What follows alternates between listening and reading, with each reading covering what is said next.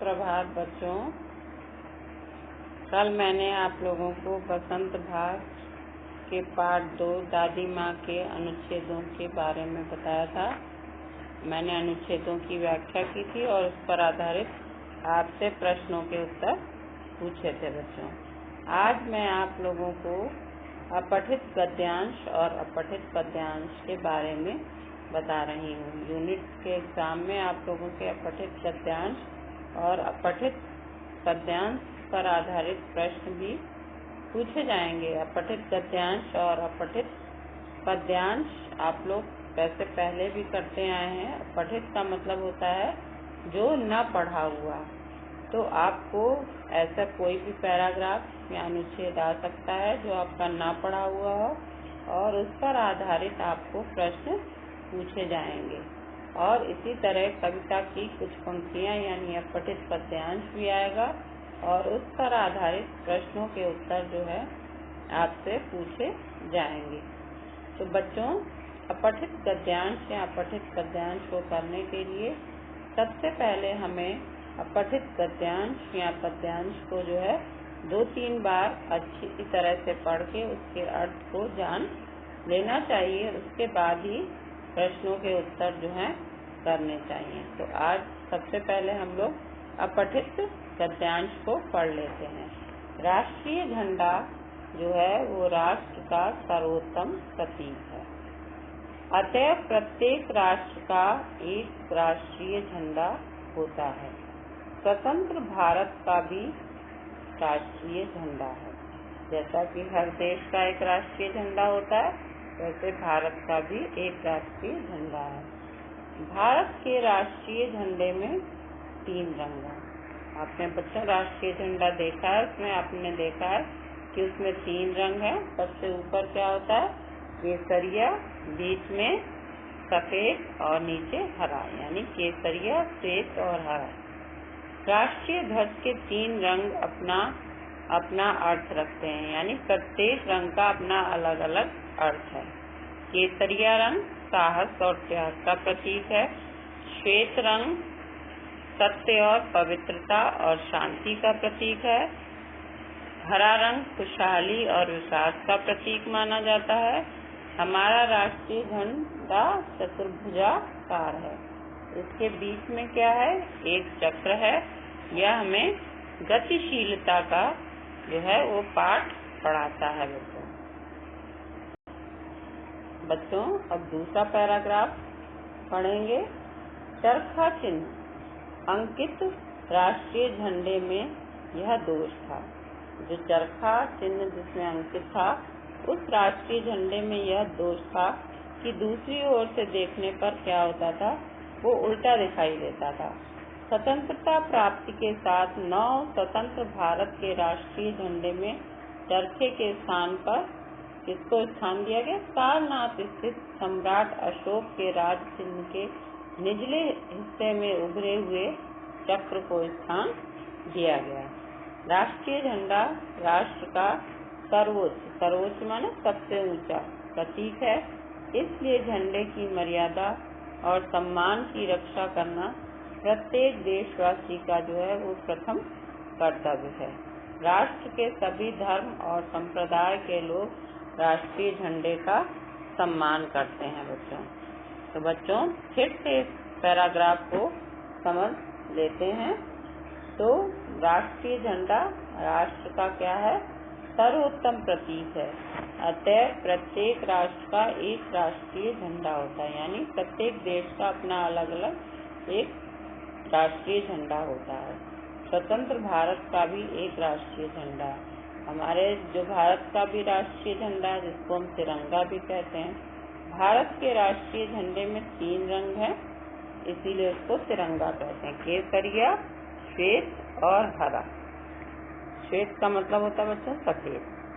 राष्ट्रीय ध्वज के 3 रंग अपना अपना अर्थ रखते हैं। राष्ट्रीय झंडे में जो 3 रंग हैं, उन तीनों का अपना अलग अर्थ है। केसरिया रंग साहस और त्याग का प्रतीक है और श्वेत रंग जो है वो सत्य, पवित्रता और शांति का प्रतीक है बच्चों। हरा रंग खुशहाली और विकास का प्रतीक माना जाता है। और हमारा राष्ट्रीय झंडा जो है वो चतुर्भुजाकार है। यह हमें गतिशीलता का पाठ पढ़ाता है। चरखा चिन्ह अंकित राष्ट्रीय झंडे में यह दोष था कि दूसरी ओर से देखने पर जो है यह उल्टा दिखाई देता था। स्वतंत्रता प्राप्ति के साथ नव स्वतंत्र भारत के राष्ट्रीय झंडे में जो है वो चरखे के स्थान पर सारनाथ स्थित जो सम्राट अशोक के राज चिन्ह के निचले हिस्से में उभरे हुए चक्र को स्थान दिया गया। यानी बीच में जो पहले चरखा बना था उसके स्थान पर चक्र को स्थान दिया गया। राष्ट्रीय झंडा राष्ट्र का सर्वोच्च प्रतीक है, यानी सबसे ऊंचा। जो जितने भी हमारे राष्ट्रीय चिन्ह हैं उसमें राष्ट्रीय झंडे को सबसे ऊंचा स्थान प्राप्त है। इसलिए झंडे की मर्यादा और सम्मान की रक्षा करना प्रत्येक देशवासी का प्रथम कर्तव्य है। इसलिए हमें जो प्रत्येक देशवासी को जो है अपने राष्ट्रीय झंडे की मर्यादा और सम्मान को बनाए रखना चाहिए। राष्ट्र के सभी धर्म और संप्रदाय के लोग जो हैं वो राष्ट्रीय झंडे का सम्मान करते हैं। तो इसलिए बच्चों ये 2 पैराग्राफ थे, 2 अनुच्छेद हैं और आप लोगों को इनके आधार पर ही अब हमने ये दोनों पैराग्राफ समझ लिए हैं कि इसमें राष्ट्रीय झंडे के जो है वो बारे में बात की गई है और राष्ट्रीय झंडे की क्या क्या विशेषताएं हैं उनके बारे में बताया गया है। अब इनके आधार पर ये प्रश्न दिए गए हैं, उनको आपको समझकर उसके उत्तर लिखने हैं। पहला प्रश्न है, राष्ट्रीय झंडा किसका प्रतीक होता है? तो बच्चों राष्ट्रीय झंडा किसका प्रतीक होता है? हम पहली लाइन में ही जो है देखेंगे कि हमारा राष्ट्रीय झंडा राष्ट्र का सर्वोत्तम प्रतीक है। तो हमने देखा पहली लाइन में इसका उत्तर है, तो हम इसका उत्तर लिख देंगे राष्ट्रीय झंडा राष्ट्र का प्रतीक होता है। अब दूसरा प्रश्न है, राष्ट्रीय झंडे के रंग केसरिया, श्वेत और हरा किसके प्रतीक हैं? मैं बच्चों आप लोगों को बताया था कि जो राष्ट्रीय झंडा हमारा है उसमें हर रंग का अपना अलग अलग अर्थ है। तो केसरिया रंग साहस और त्याग का प्रतीक है, श्वेत रंग जो है वो सत्य, पवित्रता तथा शांति का प्रतीक है और हरा रंग खुशहाली और विकास का प्रतीक है। तो हम इसी तरह से उत्तर लिख देंगे जैसे बच्चों प्रश्न पूछा गया। राष्ट्रीय झंडे का केसरिया रंग साहस और त्याग का, श्वेत रंग सत्य, पवित्रता और शांति का तथा हरा रंग खुशहाली और विकास का प्रतीक है। तीसरा प्रश्न है बच्चों, राष्ट्रीय झंडे का चक्र क्या सूचित करता है? तो हमने बच्चों पढ़ा था राष्ट्रीय झंडे का जो चक्र है वो हमें किस बात का सूचना देता है? ये गतिशीलता को प्रकट करता है। ठीक है ना? जो गतिशील, हमें गतिशील रहना है, क्योंकि आपने देखा है कि चक्र में जो है वो 24 तीलियां हैं और हम किसी भी देखिए चक्र जो होता है, यानी चक्र बहुत रथ में है चक्र का प्रयोग करते हैं, गाड़ी में है चक्र का प्रयोग कर, चक्र का मतलब पहिया। तो पहिया जो है वो गतिशीलता का प्रतीक है, उसमें गति रहती है क्योंकि वो गोल होता है और गोल चीज को आप जैसे ही अगर जमीन पे रखिए तो वो घूमने लगती है, तो यही गतिशीलता का प्रतीक है। तो राष्ट्रीय झंडे का जो चक्र है वो गतिशीलता को प्रकट करता है। क्या सूचित करता है? गतिशीलता को प्रकट करता है। चौथा प्रश्न है, राष्ट्रीय झंडे का क्या दोष था? तो राष्ट्रीय झंडे में पहले क्या था? चक्र से पहले चरखा चिन्ह था। यह चरखा दूसरी तरफ से देखने पर क्या दिखाई पड़ता था? उल्टा दिखाई पड़ता था और यही इसका दोष था। तो राष्ट्रीय झंडे में चक्र से पहले जो है चरखा चिन्ह अंकित था। यह चरखा दूसरी तरफ से देखने पर उल्टा दिखाई देता था, यही राष्ट्रीय झंडे का दोष था। उसके बाद इस गद्यांश का उपयुक्त शीर्षक क्या हो सकता है? बच्चों जब भी शीर्षक जो होता है वो पूरे पाठ को जो है वो प्रेजेंट करता है, प्रस्तुत करता है। जैसे आपने पढ़ा दादी माँ पाठ पढ़ा, तो पूरे पाठ में क्या है, दादी माँ की विशेषताओं का वर्णन था। उसी तरह से अब इस दोनों पैराग्राफ में किसकी बात की गई है, राष्ट्रीय झंडे की। कि राष्ट्रीय झंडा जो है वो कैसा होता है, उसके क्या क्या अर्थ हैं, उसमें कौन कौन से रंग हैं। तो सारी बातें किसके बारे में की गई हैं, राष्ट्रीय झंडे के बारे में की गई हैं। इसलिए बच्चों हम जो है इसका शीर्षक दे देंगे राष्ट्रीय झंडा। तो फिर से प्रश्नों को समझ लीजिए। राष्ट्रीय झंडा किसका प्रतीक होता है, राष्ट्रीय झंडा राष्ट्र का प्रतीक होता है। राष्ट्रीय झंडे के रंग केसरिया, श्वेत और हरा किसके प्रतीक हैं, राष्ट्रीय झंडे के रंग केसरिया साहस और त्याग के, श्वेत रंग सत्य, पवित्रता और शांति का, और हरा रंग खुशहाली और विकास का प्रतीक है। राष्ट्रीय झंडे का चक्र क्या सूचित करता है, तो राष्ट्रीय झंडे का चक्र जो है वो गतिशीलता को प्रकट करता है। राष्ट्रीय झंडे का क्या दोष था, तो राष्ट्रीय झंडे का बच्चों यह दोष था कि उसमें जो अंकित चरखा चिन्ह था पहले से, वो चरखा दूसरी तरफ से देखने पर क्या था, उल्टा दिखाई देता था। यही राष्ट्रीय झंडे का दोष था। इस गद्यांश का उपयुक्त शीर्षक क्या हो सकता है, तो इस गद्यांश का उपयुक्त या उचित शीर्षक जो है वो राष्ट्रीय झंडा है। तो बच्चों अब आप लोगों को यह अपठित गद्यांश समझ में आ गया होगा। अब हम आगे अपठित पद्यांश को समझ लेते हैं बच्चों। तो बच्चों अब अपठित पद्यांश के बारे में समझ लेते हैं। अपठित पद्यांश में देखिए कविता की कुछ पंक्तियां हैं। पक्षी और बादल यह भगवान के डाकिये हैं, जो एक महादेश से दूसरे महादेश को जाते हैं। हम तो समझ नहीं पाते हैं, मगर उनकी लाई चिट्ठियाँ पेड़ पौधे पानी और पहाड़ बाँटते हैं।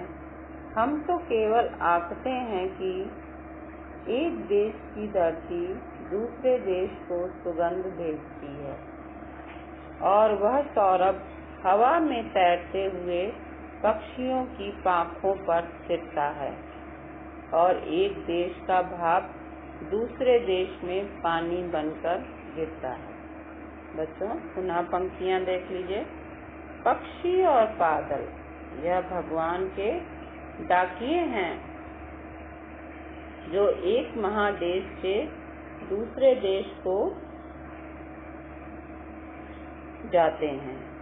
हम तो समझ ही नहीं पाते हैं, मगर उनकी लाई चिट्ठियाँ पेड़ पौधे पानी और पहाड़ बाँटते हैं। हम तो केवल आंकते हैं कि एक देश की धरती दूसरे देश को सुगंध भेजती है, और वह सौरभ हवा में तैरते हुए पक्षियों की पांखों पर फिरता है, और एक देश का भाप दूसरे देश में पानी बनकर गिरता है।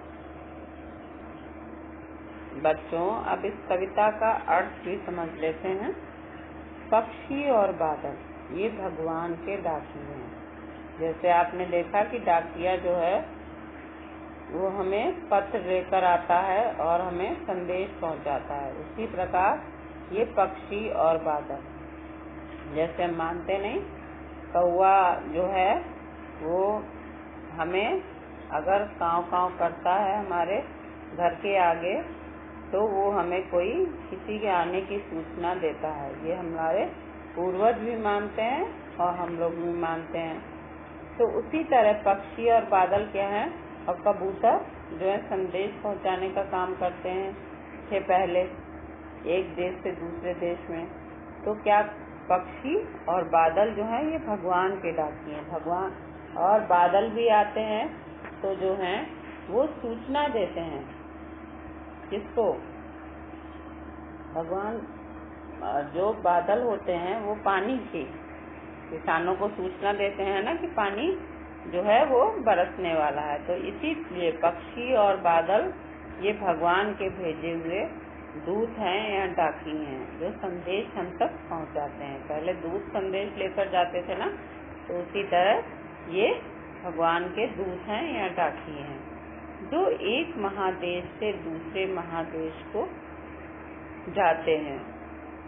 पक्षी लोग भी क्या होते हैं, जब कहीं पर बहुत अधिक गर्मी पड़ती है तो वो उन स्थानों पर चले जाते हैं, ठंडे स्थानों पर, क्योंकि वो गर्मी बर्दाश्त नहीं करती पाते हैं। तो एक महादेश से, एक बड़े देश से दूसरे महादेश को पहुंच जाते हैं पक्षी लोग हैं। उसी तरह बादल भी उड़ते उड़ते एक देश से दूसरे देश को चले जाते हैं बच्चों।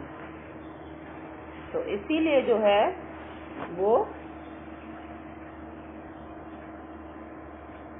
हम तो समझ नहीं पाते, मगर उनकी लाई चिट्ठियाँ, हम लोग जो हैं इस बात को नहीं समझ पाते हैं, मगर उनकी लाई चिट्ठियाँ जो वो संदेश लाते हैं वो पेड़ पौधे पानी और पहाड़ बाँटते हैं, है ना। और वह सौरभ हवा में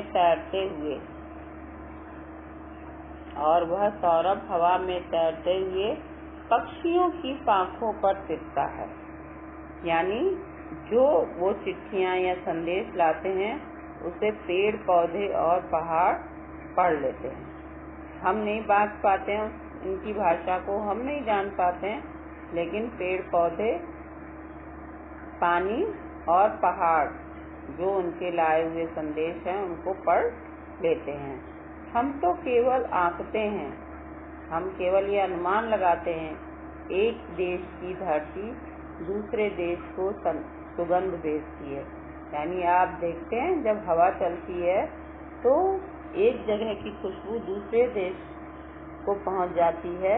यानी एक आप हवा में जब हवा चलती है तो सुगंध को महसूस करते हैं। यदि आसपास कहीं बाग हो तो आप देखेंगे उसके फूलों की, उसके जो पराग की खुशबू जो है वो आपके पास पहुंचती है।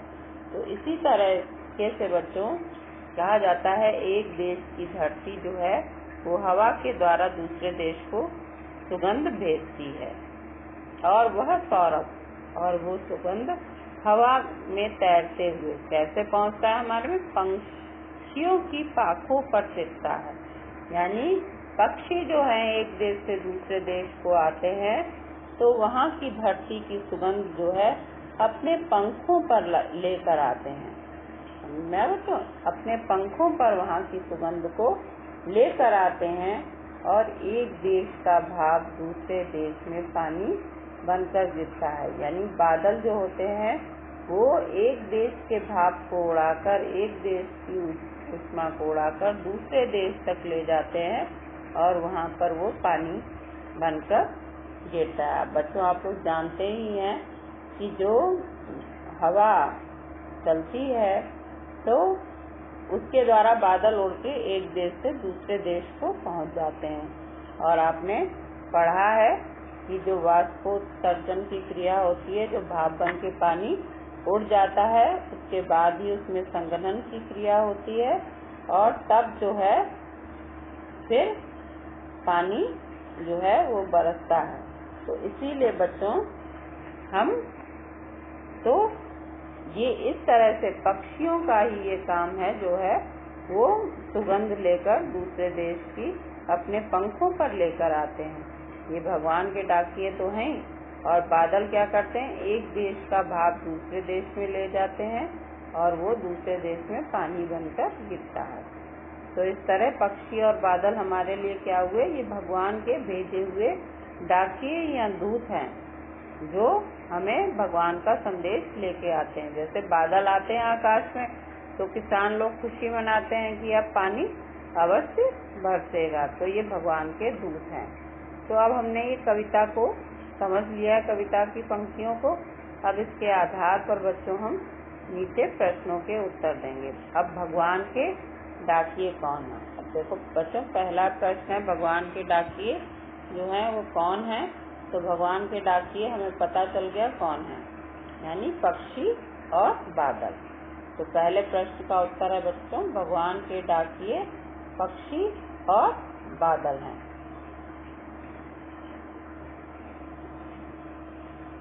तो बच्चों, भगवान के डाकिये कौन है? भगवान के डाकिये पक्षी और बादल हैं। तो ये हमें आसानी से समझ में आ गया। यदि हम कविता को 2-3 बार पढ़ते हैं और उसके अर्थ को समझने की कोशिश करते हैं तो हमें जो है प्रश्नों के उत्तर आसानी से समझ में आ जाते हैं। भगवान के द्वारा लाई गई चिट्ठियों को कौन पढ़ते हैं?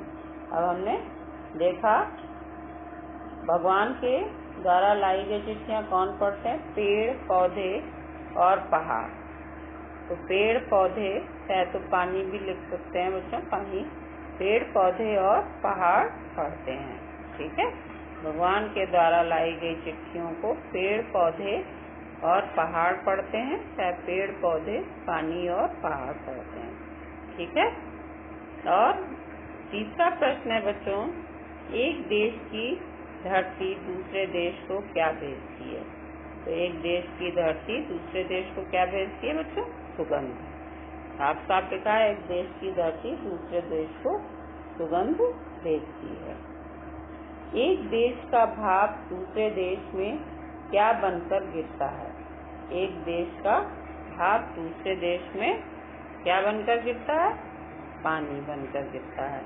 यानी जो एक देश का भाप बादल के रूप में उड़ के जो चला गया है, ऊष्मा बन के उड़ के, बाष्पोत्सर्जन की जो क्रिया होती है, पानी जो भाप बन के उड़ जाता है वो दूसरे देश में फिर पानी बनकर गिर जाता है। जो आप लोगों ने भी पढ़ा हुआ है साइंस में कि पहले बाष्पोत्सर्जन की क्रिया होती है, वाष्प भाप बनकर उड़ जाता है, फिर संघनन की क्रिया यानी कंडेंसेशन की क्रिया होती है और उससे जो है फिर भाप जो है वो पानी में बदलकर जमीन पर गिरती है। तो बच्चों, उसके बाद है आप लोगों का कि 5वां प्रश्न, पक्षी शब्द के 2 पर्यायवाची शब्द लिखिए। तो बच्चों, पक्षी शब्द के 2 पर्यायवाची शब्द, पक्षी को हग भी कहते हैं और विहग भी कहते हैं और पंछी भी कहते हैं। जैसे हमने अभी एक कविता पढ़ी थी, हम पंछी उन्मुक्त गगन के, तो उसमें पंछी शब्द आया था। तो इस तरह से तो पक्षी शब्द के जो 2 पर्यायवाची हैं बच्चों, हग और विहग हैं। तो इस तरीके से 2 पर्यायवाची शब्द हग और विहग हैं। बच्चों, एक बार पुनः प्रश्नों के उत्तर समझ लेते हैं।